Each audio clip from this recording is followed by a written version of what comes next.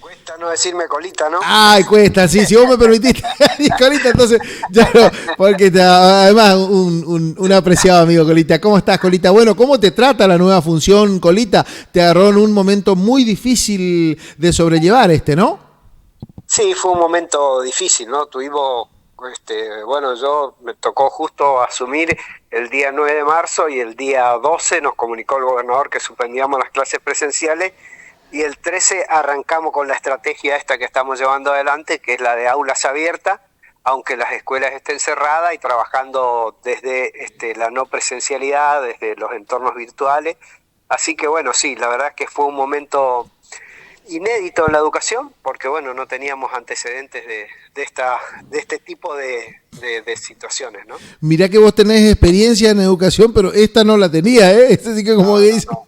la verdad es que un tema muy complicado. Colita, y bueno, ¿cuál es a ver, la evaluación que vos haces de esta primera etapa del año, que fue a modo solamente virtual? ¿Cómo crees qué resultado crees que tuvo? Mira, yo creo que nosotros fuimos avanzando de menor a mayor.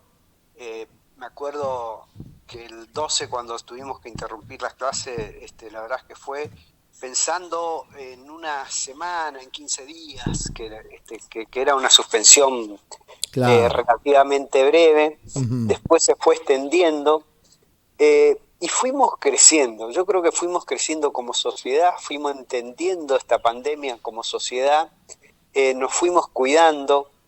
eh, Creo que la verdad es que aprendimos mucho. Yo recuerdo el tema de la plataforma. Mm. A mí me tocó estar en la Subsecretaría de Educación Técnica cuando trabajamos esta plataforma, cuando la fuimos construyendo. Ujú. Y la verdad que fue un gran desafío, nosotros lo hicimos pensando en acompañar a los docentes a partir de nuevas herramientas tecnológicas, que el flip learning podría ser una opción Ujú. para el proceso de enseñar y de aprender. Y de pronto nos vimos inmersos en una pandemia que fue fenomenal, pero tuvimos una herramienta que permitió seguir con esta estrategia de aulas abiertas. Ujú. En la primera semana de interrupción de clase, nosotros llegamos a tener 660.000 visitas en la plataforma y después de eso no paramos. En los primeros 100 días tuvimos más de 3 millones de visitas.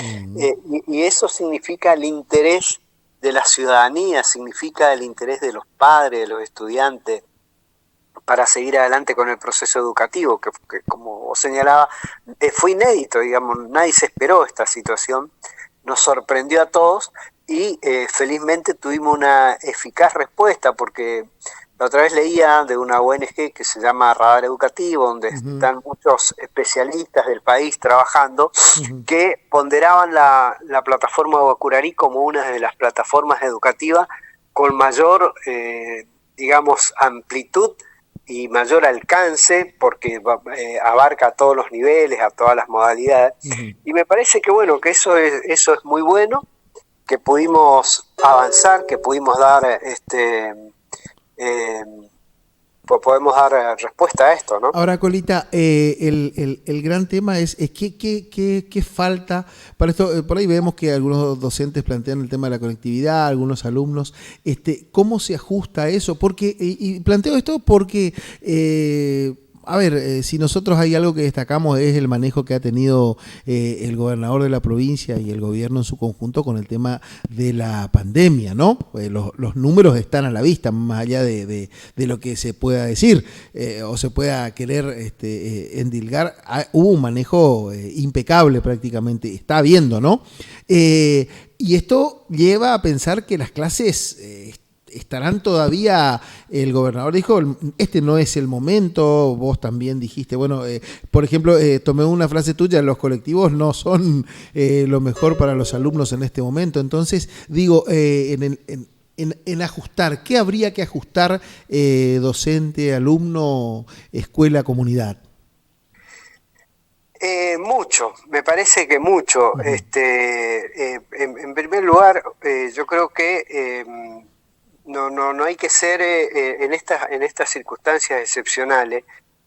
hay que analizar todos los factores, no hay que ser necio, digo yo, no hay que negarse a las cosas.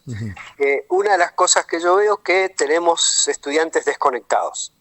Sí. Es decir, estudiantes que no lograron conectarse con sus docentes, y esto es una presunción mía, pero lo cotejo con datos de los supervisores, sí. Lo cotejo con datos de una encuesta que hicimos a los estudiantes, lo cotejo con los datos que me pasan los directores.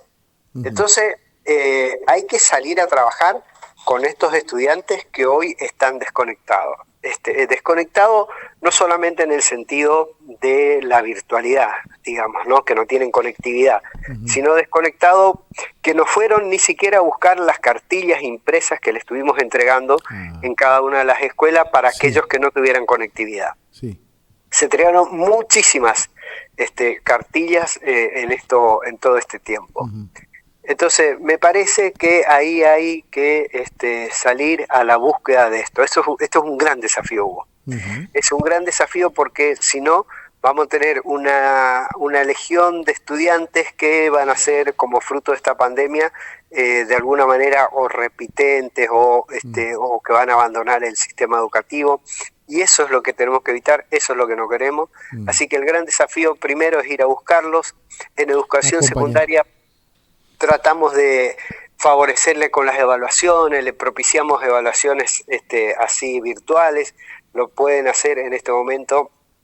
Por ejemplo, las mesas de julio la pasamos ahora para agosto y entre el 3 y el 31 de agosto tienen un mes como para hacer su evaluación, para hacer su trabajo de investigación, acompañado por sus profesores, y poder regularizar las materias que se adeudan, que eso es una de las bases sobre las cuales se funda tanto la repitencia como el abandono. También, sí, también, Colita, lo que hay que tener en cuenta acá, vos lo decías al principio, digamos, ¿no? Esta es una situación que que no estaba prevista, no estaba en los libros, dijera un querido amigo, ¿no? Sí. Entonces, también hay que entender que van a haber falencias, de hecho que van a existir, pero yo siempre lo comparo con un estado de guerra, Colita, es prácticamente lo mismo. Entonces, no podemos pretender que todo sea perfecto, porque pareciera que a la hora de la crítica también hay, digamos, no, pero esto tiene que ser así, y es muy fácil. El tema es llevar a la práctica, ponerse en el lugar del docente que tiene que ir a buscar a ese alumno allá en La Picada o allá por Fracrán y en el medio del monte, ¿no? Todo esto tiene que ver y en un estado de situación como el que estamos viviendo, ¿no? Sí, donde toda la gente tiene que cuidarse, la educación. La otra vez miraba nuestro rango etario, por ejemplo. Nosotros tenemos mucha gente mayor en la educación. Claro, también y esas son personas de riesgo. Esas son personas que hoy no pueden volver a la presencialidad. Entonces, digo, hay muchos factores. Yo la otra vez tuve oportunidad de reunirme con un comité de especialistas de salud pública. Y nosotros que venimos con muchos años en la educación. Y la verdad que la complejidad de la vuelta a clase no está fácil, no está fácil. Y esto hay que reconocer. O sea, yo quisiera dar, y yo mismo en algún momento estaba mucho más optimista. Yo creí que ya esto se podía superar después de las vacaciones de julio. Sin embargo, vemos que estamos en el pico más elevado del país. Felizmente en la provincia hubo muy buen manejo de la situación de la pandemia. Realmente hay que reconocer, como reconocieron en otras latitudes. En España leí que lo habían reconocido a Oscar Herrera Aguad por haber sido un gobernante que ha manejado muy bien el tema de la pandemia. Y la verdad que es así. Nosotros somos una isla. Cuando uno mira un mapa, digamos, de la pandemia y ve cómo estamos en toda la frontera de Misiones, la verdad es que nosotros somos una auténtica isla con muy pocos casos, digamos, ¿no? Teniendo en cuenta que está Brasil al lado nuestro, fíjate lo que está pasando en Libres. El Libres ya pareciera que tomó el virus y ayer a la tarde hubieron 12 casos, digamos, ¿no? Una cosa, por eso es interesante lo que decís vos, importante lo que decís de, bueno, el manejo primero, que es una cuestión absolutamente rescatable, y segundo, el no apresurarse, ¿no, Colita? Porque apresurarse significa por ahí tirar por la borda todo un trabajo que se hizo con mucho esfuerzo de todos los misioneros. Sí, y hay que poner en contexto. Nosotros tenemos 14 años de educación obligatoria. 14 años es mucho tiempo, es mucho tiempo. Entonces, tenemos 14 años de educación obligatoria y perdimos 128 días, si mal no computo los tiempos, ¿no? Sí. Entonces, que no los perdiste tampoco. Si ponemos, claro, si ponemos en contexto, perdimos ponerle de la presencialidad, ¿no? Sí. Que no pudimos tener clases presenciales. Si nosotros ponemos en contexto que además pudimos tener clases virtuales, que además aprendimos a manejar las herramientas digitales, que además aprendimos a recibir y enviar documentación vía WhatsApp, vía Facebook, participamos de entrevistas, de capacitaciones vía Zoom, vía Facebook, vía Cisco. Realmente aprendimos mucho en este tiempo también, ¿no? Colita, yo creo que no hay que deprimirse frente a esta situación y hay que tomarla como un nuevo tipo de aprendizaje. Claro, sí, porque uno va agilizando cosas que a todos nos pasó, en general nos pasó, Colita, porque es decir, pasó con el docente, pasó con el alumno, pero también pasó con el ciudadano común, así que, bueno, de alguna manera lo poco de positivo que tenemos que sacar, lo tenemos que sacar de ahí. En el caso de la educación yo creo que no es poco, porque manejar las herramientas tecnológicas hoy es fundamental. Así que de alguna manera es útil. Colita, te llevo una pregunta que me hace acá un oyente. Dice, el Montoya, ¿por qué no toma exámenes virtuales? ¿Tenés idea de eso? ¿Les compete a ustedes? No, es del SPEM, pero Abogado, sí estamos trabajando en conjunto. Estamos evaluando los modelos de evaluación, porque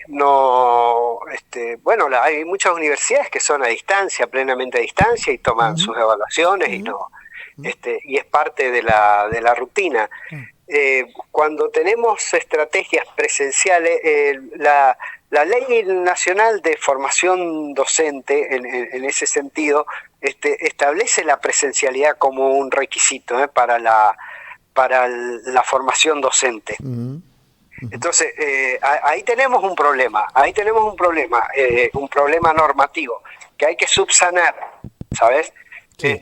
Pero de verdad que le compete al SPEM, que estamos trabajando en este comité como para ver de qué manera podemos resolver esto de la evaluación. Nosotros queríamos hacerlo presencial, yo lo comenté, pero bueno, no tenemos todavía liberada la circulación de los colectivos de media distancia, y esto no está todavía en consideración de resolverse, así que por el momento no podemos hacer. Le vamos a preguntar a Luisito Abogado también, el gran compañero y amigo, así que le vamos a preguntar a él, lo vamos a entrevistar para preguntarle. Colita, las dos últimas. Primero, bueno, la situación salarial docente, hoy vimos algunas quejas, ¿cómo estás manejando eso? Y bueno, ¿qué perspectivas hay al respecto? Nuevamente poner en contexto. Misiones tuvo una paritaria primero. Acordó un incremento salarial que lo pagó, que cumplió. Cuando uno mira el mapa nacional, hay muchas jurisdicciones que no tuvieron paritarias, que ni siquiera se reunieron, que no discutieron salario con sus docentes. Nosotros no solo que discutimos, sino que dimos un aumento y lo cumplimos. Segundo, pagamos el aguinaldo en tiempo y forma, todos los años.